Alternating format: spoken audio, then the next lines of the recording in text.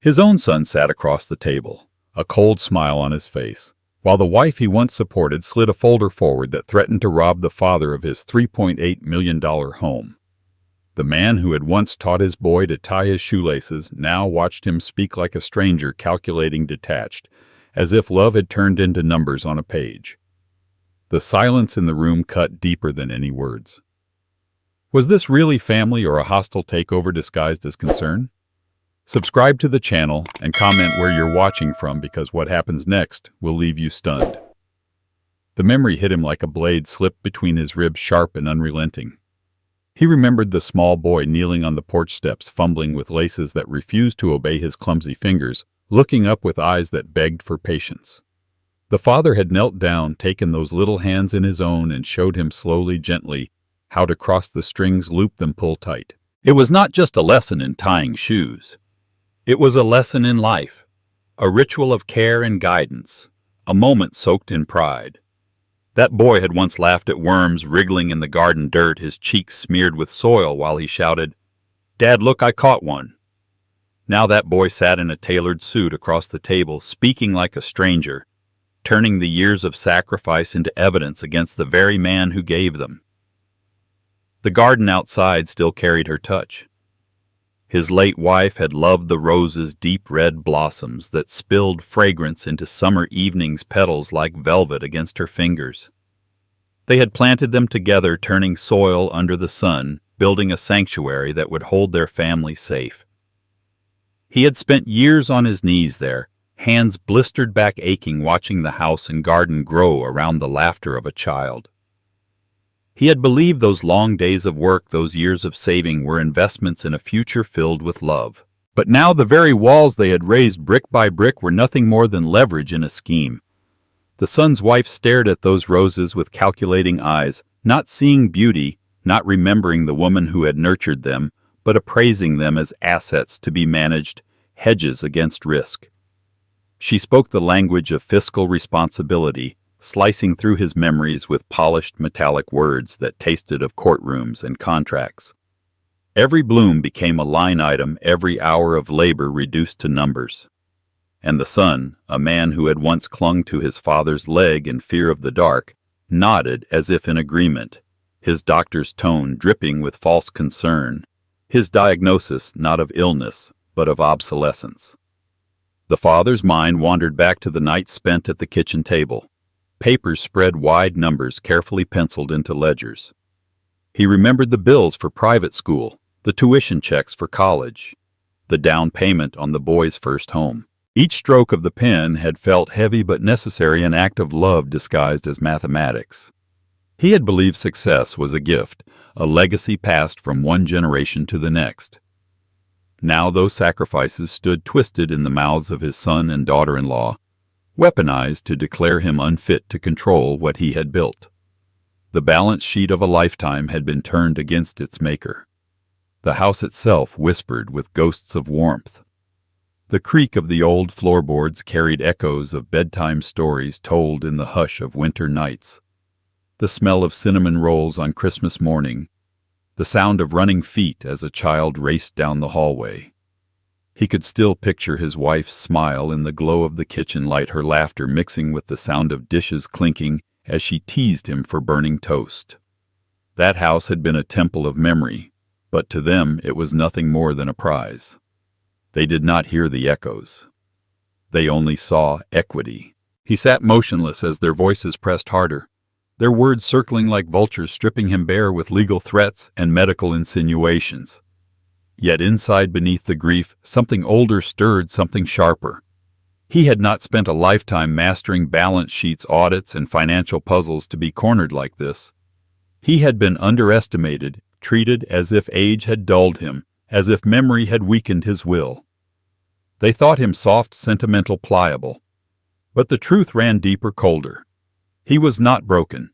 He was calculating. His eyes traveled to the photograph on the mantelpiece, a younger version of himself standing beside his wife, their son caught mid-laugh between them. That smile belonged to another life, a child who no longer existed. The man across from him now carried no trace of that innocence. And in that realization, the father felt something fracture inside, not with noise, but with silence, like glass splitting beneath invisible pressure. The loss of his wife had been grief, but this was different. This was betrayal by blood, and betrayal by blood demanded a reckoning.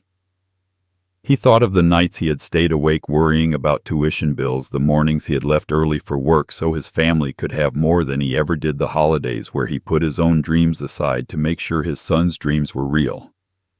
He thought of the mortgage he had paid down with sweat, and years, the promotions he had fought for, the investments he had studied late into the night. Every sacrifice had been a thread in the tapestry of his son's future. Now those threads had been pulled loose and wrapped around his throat. And yet he did not raise his voice. He did not slam the table or shout his fury. He let the silence speak for him, a silence heavier than words, the silence of judgment forming like stone. They mistook it for weakness. They thought they were winning. They leaned forward, pressing their advantage, certain they were cornering him into submission. But in the stillness his mind moved like a blade slicing through their arrogance.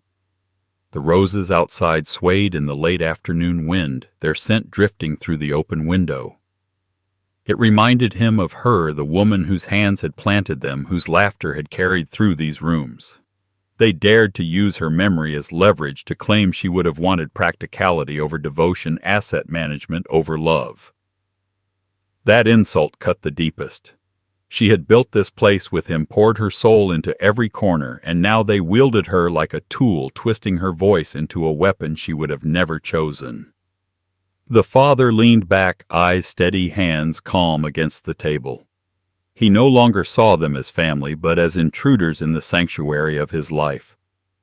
Every smile they offered was another lie, every word a chain they tried to fasten around him. They wanted to manage him, confine him, erase him. They thought age had made him blind, but he saw them clearer than ever before. He saw the cracks in their polished facade, the desperation behind their eyes. They were not predators.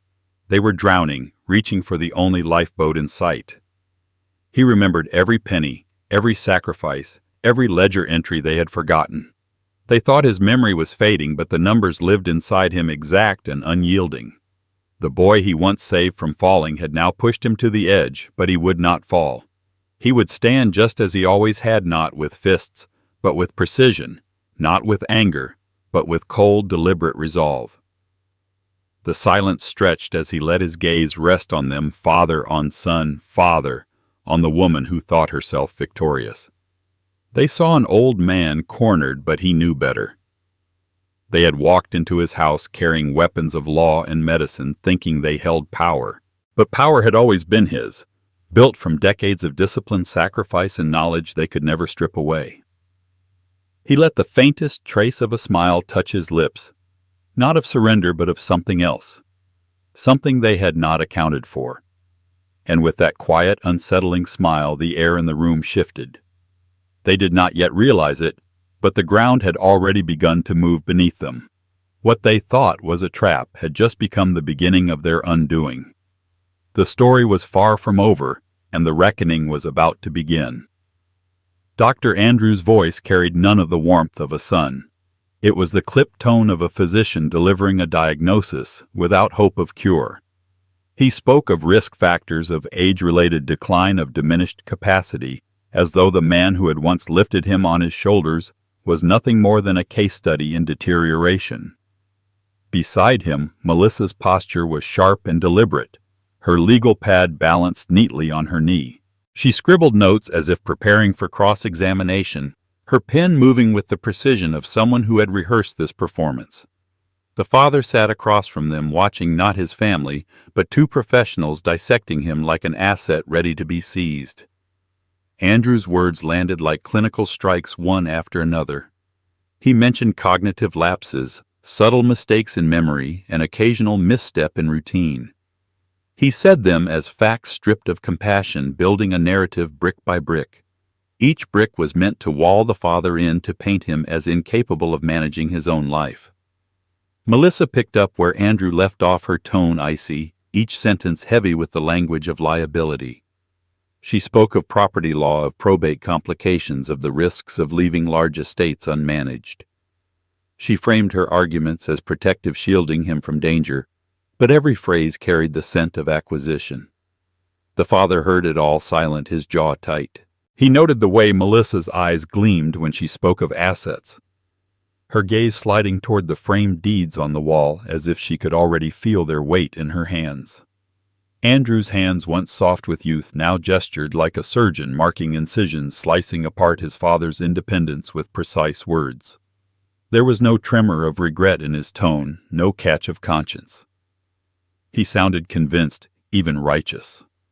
What struck the father hardest was the absence of love in the room. This was not a family discussion.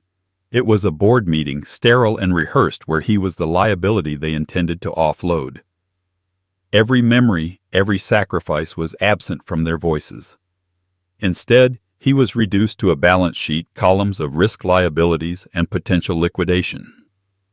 He realized they had come not to talk, but to conquer, armed with degrees and polished rhetoric. The room itself seemed to shrink around him, walls closing in as if the very air thickened with their disdain. Melissa tapped her pen against the pad, a steady rhythm like a gavel striking in judgment. Andrew adjusted his tie, his eyes never meeting his father's, locked instead on the spreadsheet he had printed, highlighting projected returns if the property were sold. They were not asking for his cooperation. They were informing him of his redundancy. But beneath their confidence lay cracks only he could see. Andrew's voice carried an edge of urgency. A doctor's cadence turned impatient, betraying a man stretched thin by debts and obligations he could not control. Melissa's eyes flickered when the father leaned back in silence, refusing to take their bait. That silence unsettled her the way a witness who refuses to break unnerves even the most seasoned lawyer. They thought they were steering the conversation, but his refusal to react became its own weapon. The father studied them the way a strategist studies opponents across a battlefield. He saw their eagerness, their desperation disguised as authority. They were drowning, clutching at him like a raft, dressing their need in the language of responsibility. But he knew desperation when he saw it. He had faced it in business deals, in negotiations where opponents masked fear with arrogance.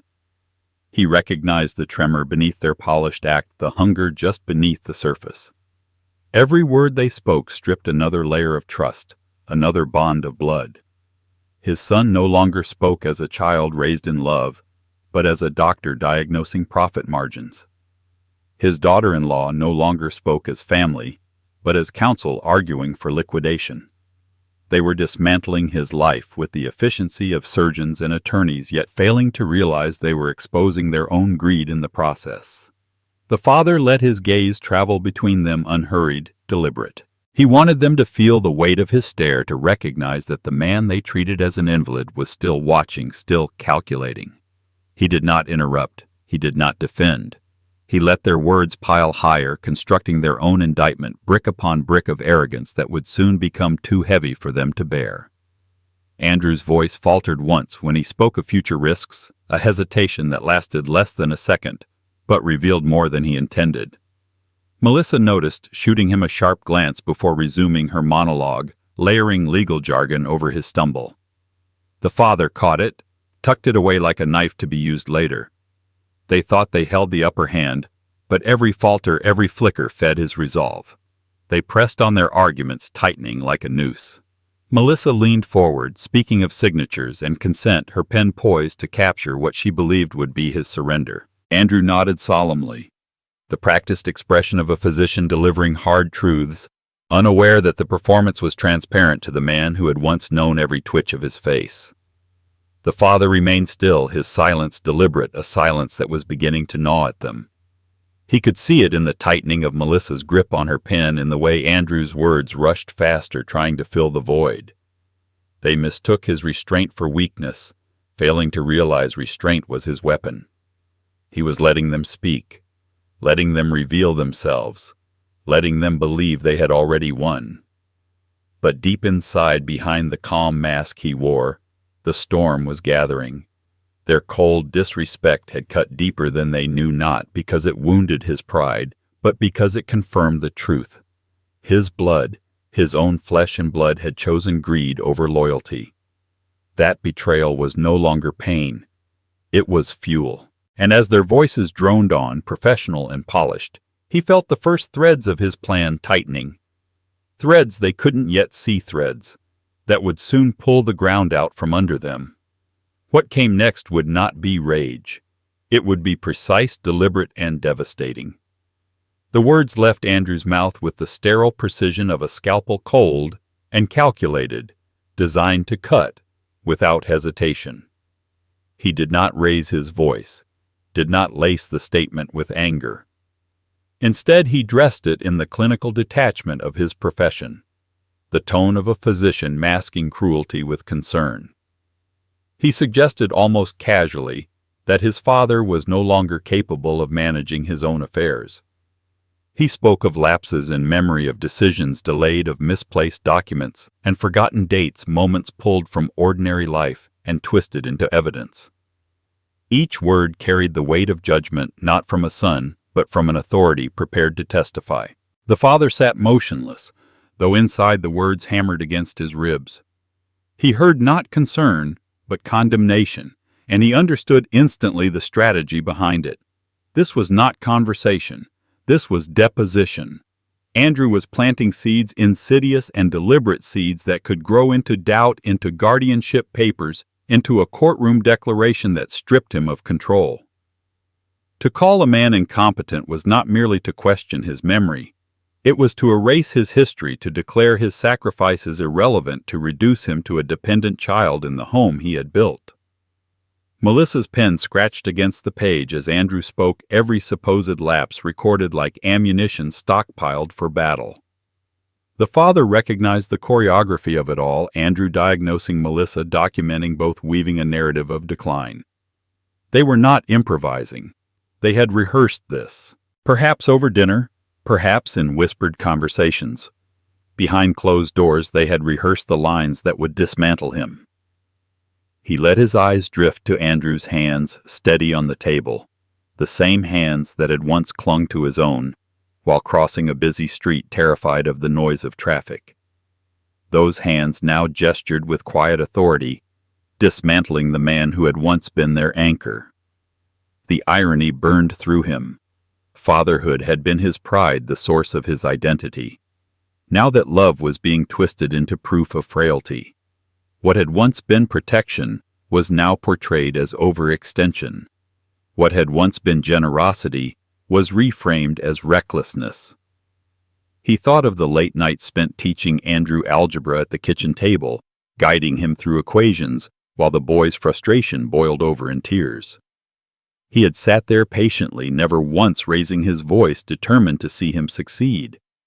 Now that patience, that dedication, was turned against him. Andrew spoke of delayed bill payments, ignoring that those delays had been from covering his son's medical school tuition, from helping with the down payment on Andrew's first house. Sacrifices recast as incompetence. Love reframed as liability. Melissa cleared her throat, sliding seamlessly into the role Andrew had prepared for her. She spoke of legal precedents, of court rulings, where elderly parents had been declared incapable of managing their estates. She mentioned cases by name, her tone sharp, her words meant to intimidate. She said it was not unusual for men his age to experience decline, that guardianship was often the safest choice. Her voice carried the smooth cadence of inevitability, as though the decision had already been made. The father felt the weight of their performance pressing down, but he did not yield. He had built businesses, negotiated contracts worth millions, faced rivals who had tried to outmaneuver him with charm and deceit. This was no different. His son and daughter-in-law believed they had discovered a vulnerability, but they underestimated the mind they sought to dismantle. Age had given him scars, yes, but also sharpened instincts. He could see through their strategy layer by layer, the way a chess player sees through an opponent's opening moves. Still, the sting lingered. It was not merely the accusation of incompetence that pierced him, but the source.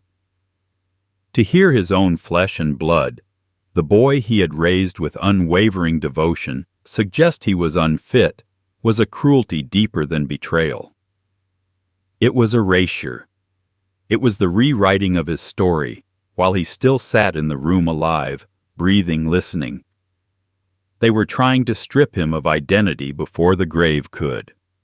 Andrew leaned back, his voice softening, adopting the guise of empathy. He said these concerns came from love, that he only wanted to protect his father from mistakes that could cost him dearly. But the father heard the false notes in the melody. Protection was not the goal. Control was. This was no safety net. It was a cage built from words, and Andrew was holding the key. Melissa placed the pen down, her eyes sharp, her lips curving into a smile that never touched her eyes. She spoke of options, of guardianship papers that could be drawn up quickly, of signatures that would simplify everything. Her tone suggested convenience, efficiency, the ease of transition.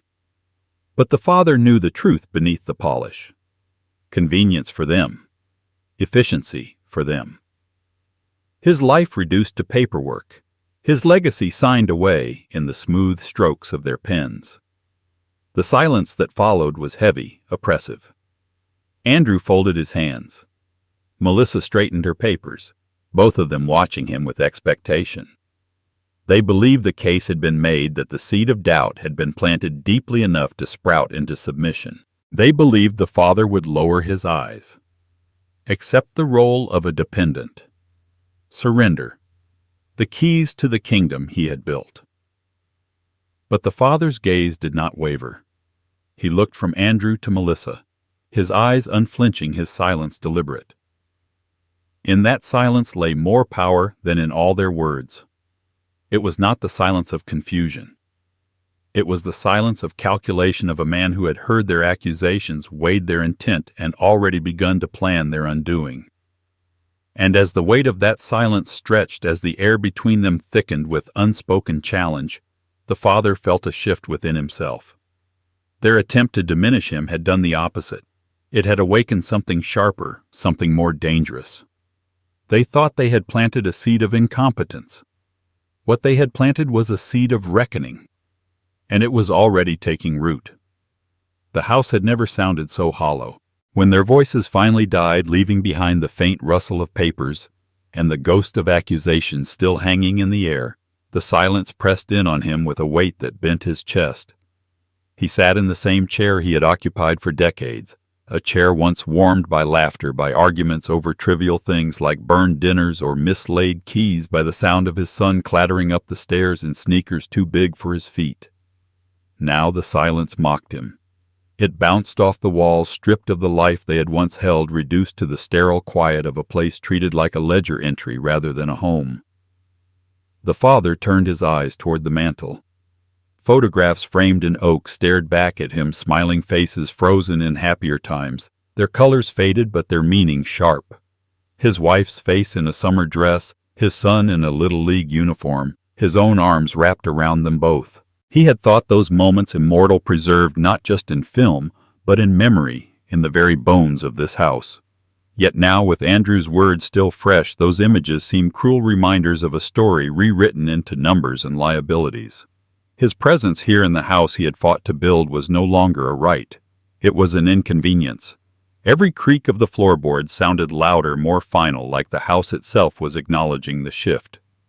The familiar hum of the refrigerator, once a background comfort, now buzzed like static in his ears. Even the tick of the clock on the wall seemed to echo with disdain, each second dragging like a reminder that time, too, was a weapon against him. He was not father, not patriarch, not builder of legacy. He was inventory, an old man whose worth had been recalculated without his consent.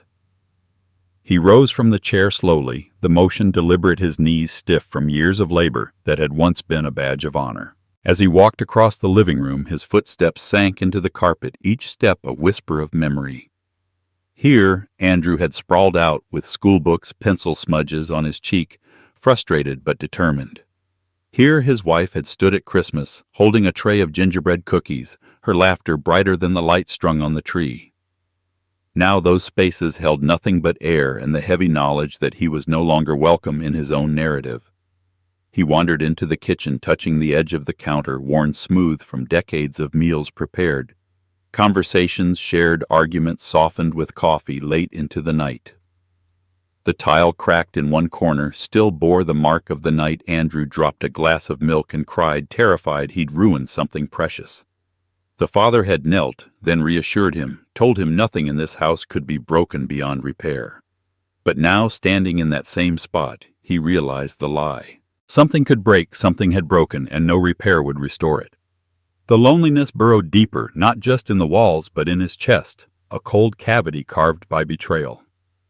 He was still alive, still capable, still breathing in the house he had built, yet he felt erased, reduced to a shadow that lingered only out of habit. They had not thrown him out, not yet. But they had done worse.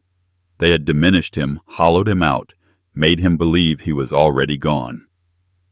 He sat at the kitchen table, his fingers tracing circles in the wood where his wife once left water rings from forgotten cups of tea. The silence grew thicker, a living thing. It pressed against his ears until he swore he could hear the house itself weeping its beams, groaning under the weight of a betrayal it had been forced to witness.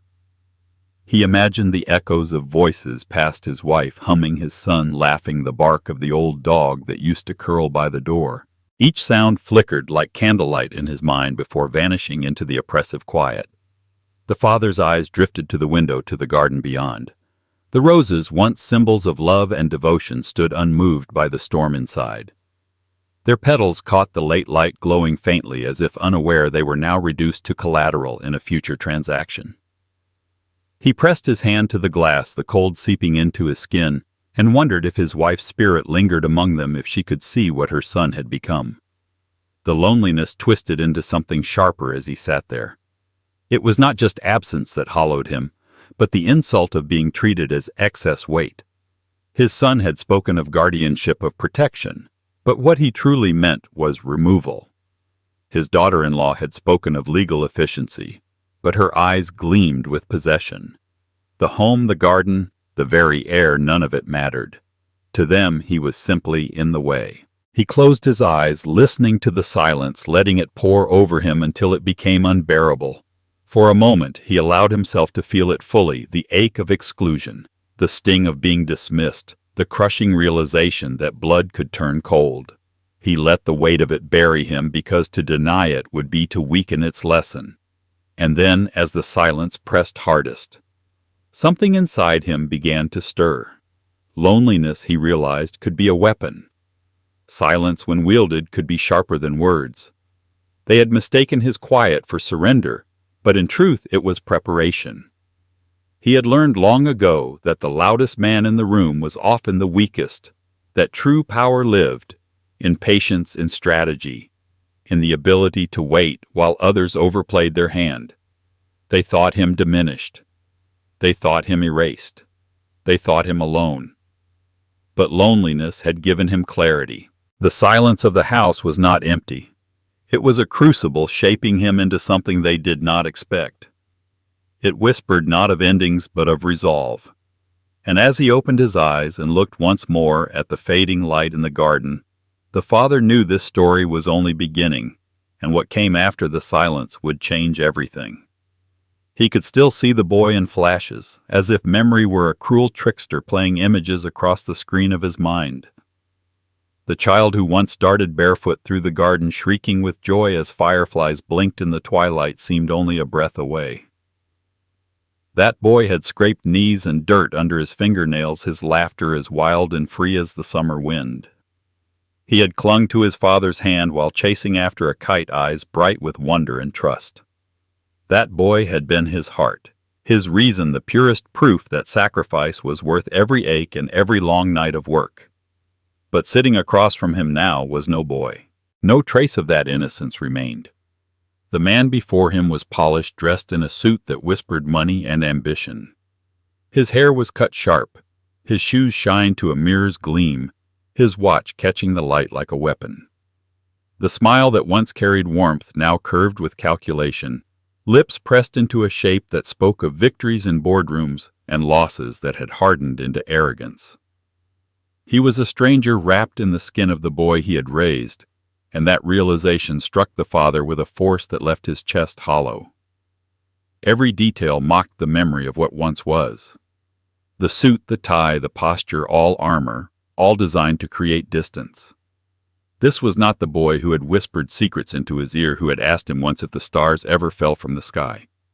This was a man who had traded awe for avarice, loyalty for leverage. The father searched his face for a flicker of what he once knew, but the eyes staring back at him were colder, darker, reflecting only self-interest. He felt the severing of connection, like a blade against the marrow of his bones. The anguish was not just in the loss, but in the clarity. He realized that while he had been clinging to memory, his son had already moved on, shedding love the way a snake sheds its skin. The boy was gone, buried under ambition and entitlement, and the man sitting before him had no desire to dig him back out. The father's grief was not for the stranger in front of him, but for the child he would never see again, the boy who had once looked at him as a hero. That loss was irretrievable.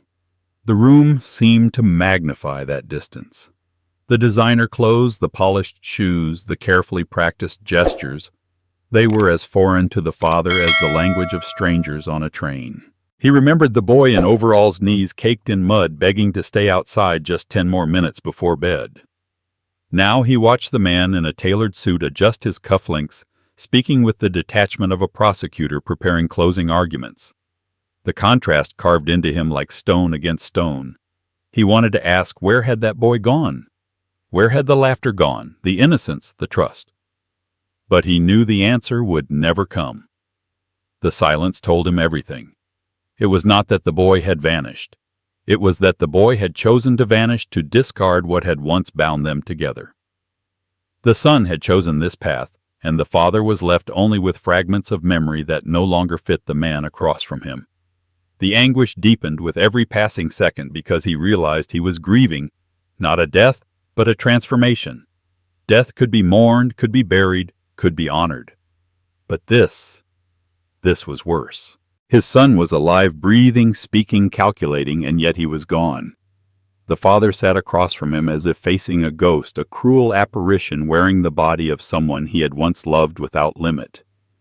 Even the cadence of his voice was unfamiliar. Gone was the eager rush of words, the way a child stumbles over sentences in excitement. Gone was the softness of vulnerability. In its place was a tone measured and deliberate, stripped of affection, crafted to control. It was a stranger's voice, and the father felt its chill as if winter had seeped into the room. The memories pressed harder, demanding to be heard. The boy catching frogs by the pond. The boy falling asleep against his shoulder during long car rides. The boy shouting, "Dad, look," when he learned to ride a bike without training wheels. Those echoes came unbidden louder now that their absence was undeniable. They collided with the present until the father's chest ached with the weight of what had been lost. Yet he did not let the grief spill into tears. He let it sharpen instead, let it carve lines of resolve into his mind. Pain could weaken, but it could also fortify. He understood that to mourn the boy was necessary, but to accept the man as he was now would require something colder. This was no longer about clinging to memory. It was about survival, about protecting what remained of his life from a stranger wearing the face of his child. Melissa's presence at his side only amplified the loss. She leaned in, speaking with the confidence of someone who believed she already owned the outcome, her manicured hand resting lightly on the table, like a claim staked in his life. She encouraged the narrative, fed the arrogance, her words mingling with Andrew's until the father could no longer separate their voices. It was a chorus of entitlement, a symphony of greed. And through it all he stared at his son, searching for something, anything that resembled the boy he once knew. There was nothing. No flicker of regret, no hesitation, no crack in the mask. The boy was gone, and in his place stood a stranger who had calculated his worth and found him expendable. That truth settled into the father's chest with a finality that stole the air from his lungs. He sat there feeling the weight of absence heavier than death, realizing that the love he had poured out for decades now filled a vessel that had been shattered beyond repair. But even in that anguish something stirred. Beneath the grief, beneath the loneliness, a new understanding took root. If the boy was gone, then there was nothing left to lose. And when a man has nothing left to lose, he is no longer bound by hope or fear. The father's pain sharpened into resolve, and as he looked once more at the stranger across from him, he began to see not just loss, but opportunity. And that opportunity would soon reveal itself in ways neither Andrew nor Melissa could begin to imagine. Melissa leaned forward, her voice softening with a rehearsed tenderness, the kind that did not come from sincerity, but from strategy. She spoke the name of the father's late wife, as though she were summoning a ghost, drawing her memory into the room without invitation. The sound of it cut deeper than any legal argument she had wielded before. She reminded him of promises of sacrifices his wife had made, of how she had always wanted stability for her family. She turned love into leveraged devotion into evidence, her words slicing through the air like glass splintering under pressure. The father's jaw tightened, but he did not interrupt. He listened, every syllable etching into him like acid. Melissa spoke of the garden his wife had planted, the roses she had tended until her hands bled from thorns. She said those roses would be better cared for under new ownership, as if the soil itself would bloom brighter once it belonged to someone else. She mentioned the laughter that once filled the halls. His wife's laughter, and said she would have wanted the home filled with joy again, not burdened by tension and conflict. Her meaning was clear. The only obstacle to that joy was him. The house, she claimed, was never meant to become a prison of old age and faded memories. It was meant to thrive, to evolve, to be handed over. The father felt the burn in his chest, as if someone had reached inside and twisted his heart. To hear her name spoken this way, used as justification for betrayal, was an insult beyond measure. His wife had been the anchor of this house, the soul that had breathed life into its walls. She had died believing her son would honor the home they built together, not dismantle it under the pretense of duty. Melissa's words dripped with poison, turning that sacred memory into a weapon. He could see it clearly now. This was no offhand cruelty, no careless remark. This was rehearsed, sharpened and polished into a blade. Melissa had prepared this argument knowing it would pierce deepest, knowing that invoking his wife's legacy would destabilize him. She thought grief could be turned into compliance. She thought love could be twisted into consent. Andrew sat beside her, nodding along his silence, a betrayal heavier than her words. His son did not flinch at the mention of his mother's name, did not bristle at the manipulation. He allowed it, condoned it, even welcomed it. The boy who had once knelt by his mother's grave in tears now sat in stillness, letting her memory be tarnished in pursuit of property. That silence screamed louder than any accusation. The father's mind flashed back to the night he had held his wife's hand for the last time, the hospital room, dimly lit machines humming their cold lullabies. She had whispered to him about the house, about the garden, about their son. She had told him to protect what they built, to make sure their legacy endured. He had promised her, his voice breaking, that he would. That promise was now a shield against Melissa's lies, a promise stronger than any document or contract they could draft. Melissa's voice carried on, weaving her tale of duty and legacy, of practicality disguised as reverence. She painted pictures of gatherings the house could host, of children who might run through its halls if it were in better hands. She framed her theft as tribute, her greed as guardianship, her ambition as loyalty to a woman who could no longer defend herself. Every word twisted the knife deeper, but the father remained still, his face a mask of stone. Inside, however, the storm raged. His wife's memory was sacred ground, and they had trespassed upon it without shame. The betrayal of his son was wound enough, but this desecration struck at the very core of him. The house was not just walls and floors. It was the vessel of their love, the monument of their sacrifices. To twist that into justification for stripping it away was an act of cruelty so precise it could only have been planned. The father's silence unsettled them. Melissa glanced at him, expecting an outburst, perhaps even tears, something to confirm that her words had struck their mark. But there was nothing. His eyes, steady and unyielding, met hers with a clarity that froze her smile. He would not give her the satisfaction of watching him break. Instead, he let her keep talking, digging deeper into her performance, blind to the fact that she was revealing her own ruthlessness with every syllable. The air in the room thickened as she leaned back, folding her hands with an air of triumph, as if she had just delivered an argument that could not be undone. Andrew finally spoke, his voice quiet but firm, echoing her sentiment. He said his mother would have wanted peace, would have wanted the house to continue as a place of warmth, not conflict. He said the decision to hand it over was not betrayal but fulfillment. The words were hollow, rehearsed, and yet they carried the weight of his betrayal more clearly than anything else he had said that day. The father let his gaze drift once more to the mantel, to the photograph of his wife's face, frozen in a smile. He wondered what she would say if she could hear them now, if she could see her son complicit in the distortion of her memory. He felt her absence sharper than ever, but also her presence whispering in the silence, reminding him of the promise he had made. He would not let them steal her legacy. He would not let them erase her devotion. Melissa believed she had cornered him. She believed invoking the sacred would bind his hands. But she had made a mistake, one she could never take back. By using his wife's name, by twisting her memory into a weapon, she had crossed a line from which there was no return.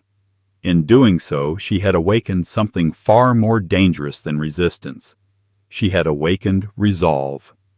And as the father sat there, his silence impenetrable, his eyes cold with clarity, the foundation of their confidence began to shift. They did not yet realize it, but the very weapon Melissa had chosen would become the spark of their undoing. The memory she had tried to exploit was not theirs to wield. It was his, and it would be the instrument of their downfall. The realization settled on him slowly, like a suffocating weight pressing against his chest. Sitting across from them, watching the casual confidence in their posture, the clipped precision of their words, he understood they no longer saw him as a man. He was not a father, not a figure who had carried them through storms and built a life with his bare hands. He was an obstacle, a stumbling block in the way of their survival, something to be managed, negotiated, dismantled. Their eyes did not look at him. They looked through him, already calculating the space he would leave once he was removed. The humiliation was quiet, but it was absolute. It wasn't the humiliation of being shouted at or insulted. It was worse. It was the humiliation of erasure, of being treated like a shadow, like a piece of furniture that cluttered the room. Andrew's eyes scanned the spreadsheet again, his voice clinical, discussing the financial burden of upkeep, as if the walls themselves groaned under the father's existence. Melissa leaned forward, tapping her pen, her tone brisk, efficient, as though he were a case to be closed. Every gesture, every pause, carried the unspoken truth his life had been reduced to inconvenience. The father stared at the table between them, the polished wood reflecting the faint outlines of their faces. It had once borne birthday cakes, Thanksgiving turkeys, the clutter of school projects and late-night conversations.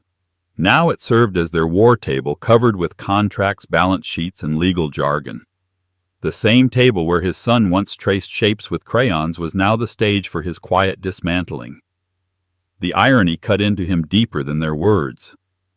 His throat tightened, but he forced himself to remain still. He would not give them the satisfaction of seeing him flinch. The humiliation was theirs to deliver, but the dignity of receiving it without collapse was his alone.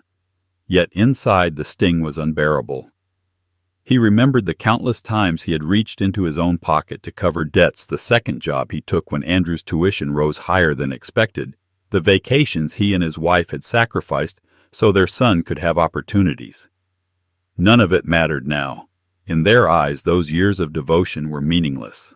What mattered was the ledger, the profit, the future that did not include him. Andrew shifted in his chair, speaking of efficiency, of long-term planning, as if his father were nothing more than a misaligned column in a budget report. Melissa nodded, her smile sharp, and practiced the kind of smile that cloaked ambition in civility. They spoke over him, not to him, their voices layering until he could no longer distinguish one from the other. It was a chorus of dismissal, a duet rehearsed to perfection, stripping away his humanity with each passing second. The humiliation was not in their words alone, but in their certainty. They believed the matter settled, believed his silence was proof of their dominance. To them, his lack of resistance was validation, an old man finally caving to inevitability. They mistook patience for weakness, restraint for surrender. That mistake, he realized, would be their undoing. But for now, the sting of being dismissed, of being invisible, clung to him like ash. He let his eyes drift to the window, the evening light slipping across the garden. The roses his wife had planted glowed faintly, reminders of love, of legacy, of everything they could never truly take. They did not see that garden as sacred ground. They saw it as acreage, as resale value, as a bargaining chip. That blindness was their advantage, and it was his to wield when the time came. But in that moment, humiliation curled around him, sharp and suffocating. It whispered of betrayal, of the fragility of blood ties, of how quickly love could be rewritten into liability. They thought they had stripped him of power. They thought they had confined him to irrelevance. And though he sat in silence, his heart beating heavy with grief, another current ran beneath it, colder and stronger. Because humiliation once endured becomes memory, and memory, when sharpened, becomes a weapon. They had reduced him to an obstacle. But obstacles can shift, can rise, can crush what stands too close. The father lowered his eyes to the papers spread before him, the symbols of their ambition, and allowed himself a faint, invisible smile. They had forgotten the most dangerous truth of all. The man they dismissed was still listening, still calculating, still waiting. And what came after their dismissal would not be silence. It would be something far sharper, something they would never see coming. The papers lay on the table like weapons disguised in ink, their lines sharp enough to cut through a lifetime of devotion. He studied them without moving his hands, steady, his expression unreadable. But beneath that calm, beneath the silence that cloaked him, something darker began to stir. It was not the fire of sudden anger that flares and dies quickly. It was slower, colder, heavier, an icy rage that seeped into his bones, spreading with the deliberate precision of frost crawling across glass. It took hold of him as he listened to their rehearsed words, their calculated tones, their arrogance wrapped in the polished language of professionals. They thought themselves clever. Andrew leaned back in his chair, his voice calm, his demeanor smug, as if he were doing his father a favor by presenting him with this so-called offer. Melissa mirrored him, her notes lined with bullet points and figures, her smile carrying the chill of someone certain victory was already in hand.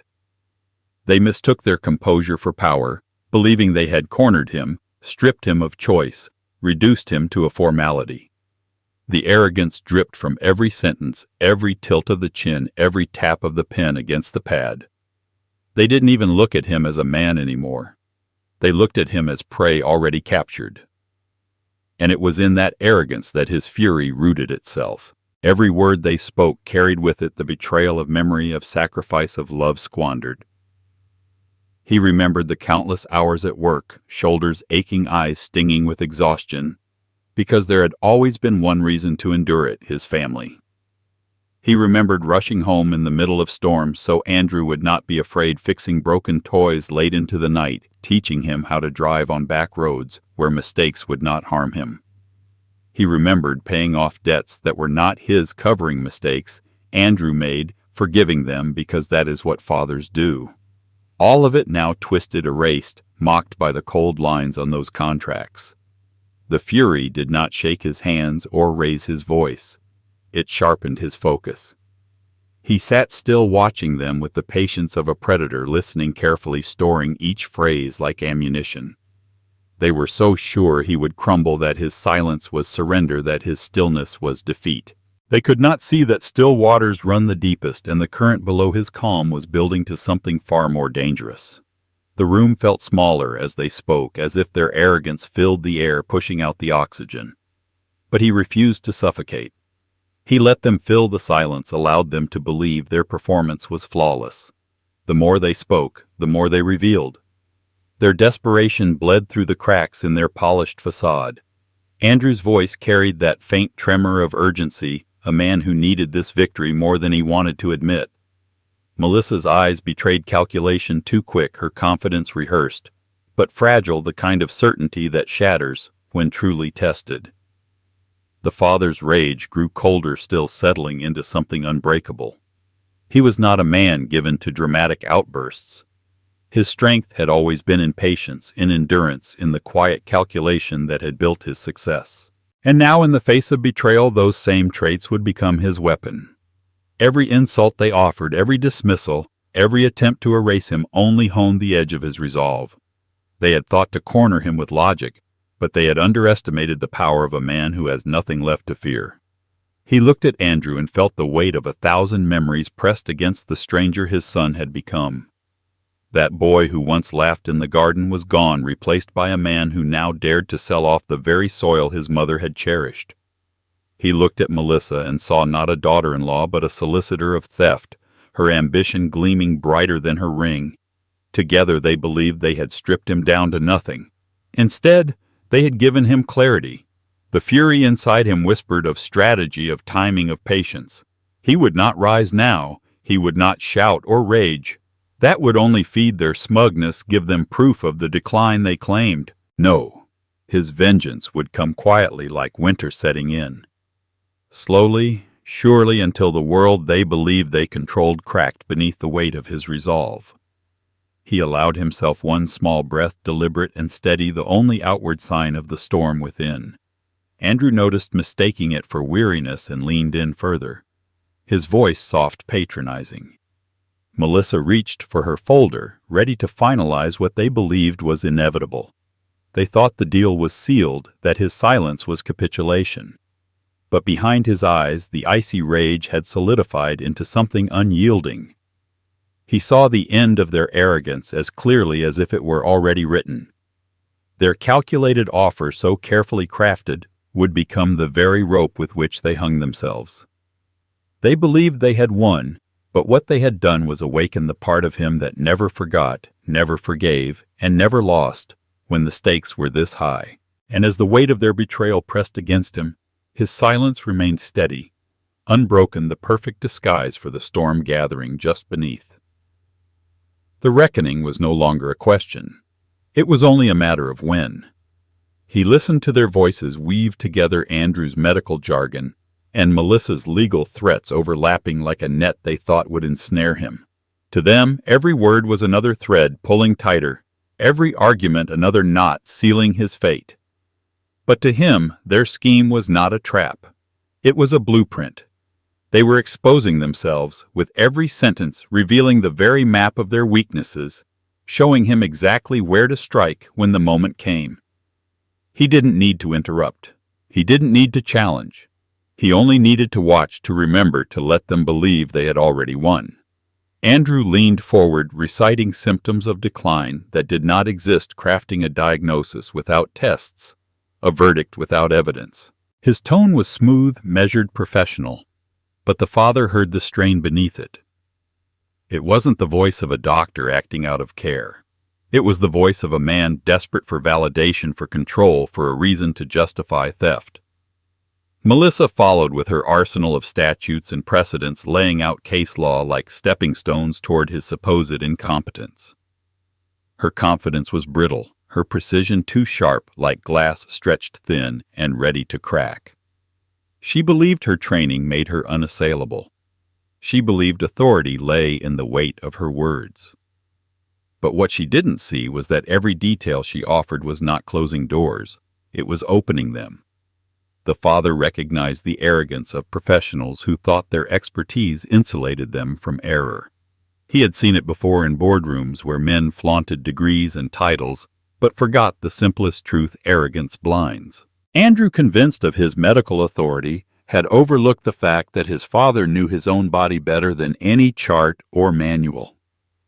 Melissa, clinging to her legal precedents, had failed to notice that the more she cited, the more transparent her intentions became. They were showing their hand, all of it, and he had to do nothing but sit still to see it unfold. He thought of his years negotiating contracts, of the countless times he had faced men who believed themselves untouchable. Deals were not won with the loudest voice or the most impressive resume. They were won by the one who listened, who noticed the cracks, who stayed silent until the right moment to move. This was no different. His son and daughter-in-law were not predators. They were amateurs with credentials convinced their credentials were weapons. They did not realize they were standing in front of a man who had survived far worse than polished arrogance. As they continued, his resolve crystallized. He no longer felt the sting of their words.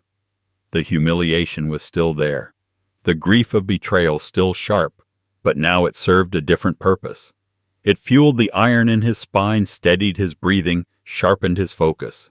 He began to catalog their mistakes, their assumptions, their overconfidence. Andrew assumed a diagnosis was enough to sway opinion. Melissa assumed a citation was enough to bury doubt. They assumed silence equaled defeat. They were wrong. His silence was not surrender. It was reconnaissance. The room itself seemed to shift as he embraced this clarity. What they believed was their battlefield had become his classroom.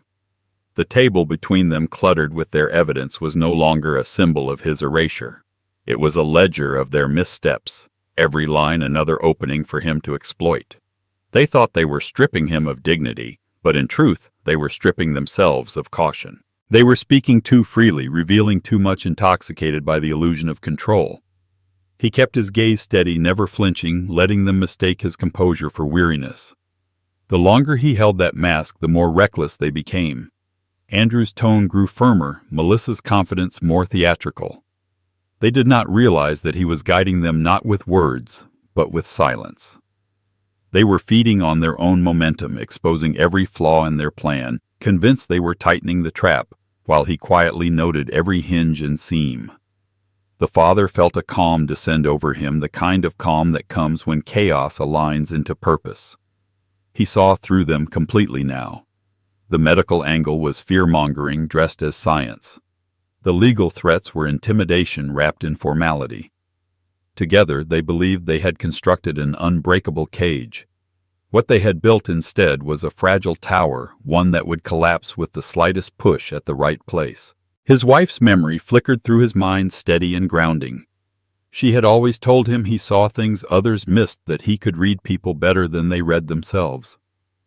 He felt her presence in that moment, a reminder that he was not as alone as they wanted him to believe. The love they had shared was still alive in these walls, in the garden outside, in the promises he had made. That love would guide him now, sharper than law, stronger than medicine. He leaned back, the faintest smile threatening at the corner of his mouth, though he quickly concealed it. They didn't deserve to see it yet. They weren't ready to understand that the man they thought cornered was already free. He watched them close their folders, exchange satisfied glances as if the matter were concluded. To them the silence had sealed their victory. To him the silence had armed him with everything he needed. And as they gathered their papers, preparing to deliver what they believed was the final blow, the father sat quietly, his mind sharper than it had been in years. He was no longer reacting to their betrayal. He was planning step by step the moment when the trap would spring shut, not on him but on them. They thought they had mapped his end. What they had done was draft the blueprint of their own downfall. The room hung in silence, the kind of silence that feels like the moment before a storm splits the sky. Andrew stacked his papers neatly, convinced the conversation was closed. Melissa smoothed the edge of her legal pad, her smile faint, already tasting victory she believed was absolute.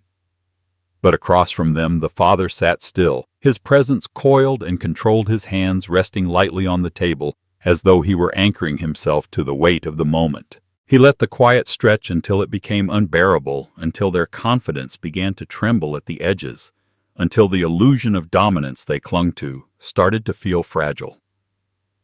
Then, with deliberate calm, his voice broke the stillness. Each word measured sharp enough to slice through the air. He did not raise his tone. He did not tremble. He spoke with the authority of a man who had lived long enough to understand that power was never in noise, it was in precision. He told them this was not a story about decline, not about loss, not about erasure. This was a story about justice. His eyes moved from Andrew to Melissa, unflinching, and for the first time they shifted in their chairs, as if something in his gaze unsettled them. They had dismissed him as an obstacle, but in that instant he was something else entirely immovable, unreadable, dangerous. He leaned forward, his hands clasped, and continued with a steady conviction that made the walls seem closer, the air heavier. He told them, legacies are not built in ledgers or bound in contracts. Legacies live in the sacrifices etched into years, in the memories carried through walls, and the promises kept to those who came before. They had mistaken his silence for weakness.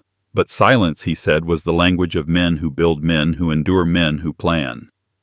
They had shown him their hands revealed every weakness, and now the ground beneath their arrogance was no longer solid. Melissa's pen stopped tapping. Andrew's practiced composure faltered, his jaw tightening. They had expected a broken man's acceptance, not a declaration forged in steel. His words were not loud, but they carried a weight neither of them could dismiss. He made it clear that this was not surrender. This was the opening act of something larger, something they could not control. Then his voice shifted, not softer but sharper, directed not only at them, but beyond the walls of the house. He invited the unseen witnesses, the listeners beyond this room, to lean closer. He said, tell me in the comments where you're watching from. He said, subscribe if you believe true strength lies not in shouting but in planning. The call was not desperation. It was command, a signal that the story they thought they controlled now belonged to a wider stage, a stage where their power meant nothing. The father's gaze lingered on his son, holding it longer than comfort allowed. He spoke of justice, not revenge, though the edge in his tone left no doubt that justice would not come gently. He made it clear that this house, this legacy, this life was not theirs to strip away. It was his to defend, his to preserve, his to wield. Every syllable was deliberate, every pause intentional, like the ticking of a clock winding toward something inevitable. Andrew shifted again, his throat tightening, the weight of his father's calm bearing down heavier than any argument he and Melissa had rehearsed. Melissa looked away for the first time, her confidence cracking beneath the pressure of a man they thought diminished, but who sat before them now, like a judge passing sentence. The father let the silence return, but it was no longer oppressive. It was charged alive, humming with the promise of what was to come. He sat back in his chair, steady resolve, the storm within him, hidden, but ready. They had tried to erase him, to reduce him, to silence him. Instead, they had written the prologue of their own downfall. And as he let the quiet consume the room once more, he knew this was only the beginning. What came next would not be born of anger, but of precision. The trap they thought had closed around him was already turning inward, and the reckoning, when it arrived, would be as deliberate and unstoppable as his words. In this story, the deepest lesson is not about wealth or even betrayal. It is about dignity and clarity. The father is reminded that silence is not weakness but strategy, that patience often outlasts arrogance, and that true strength lies in knowing when to speak and when to wait. For many older adults, this resonates deeply. The years may bring gray hair and slower steps, but they also bring wisdom that cannot be faked or stolen. When others dismiss you as fragile or irrelevant, remember that your life is built on decades of sacrifice, discipline, and experience. Those qualities are not liabilities. They are power. The story shows that even when betrayed by those closest, one can rise above pain, using resilience and foresight as tools of justice. It is a call to never underestimate yourself, no matter how others may try to diminish your worth. The walls you built, the values you lived, and the lessons you learned are your greatest weapons in times of trial. If this message speaks to you, share your thoughts in the comments and subscribe to the channel, because stories like this remind us all that wisdom and resolve are never wasted.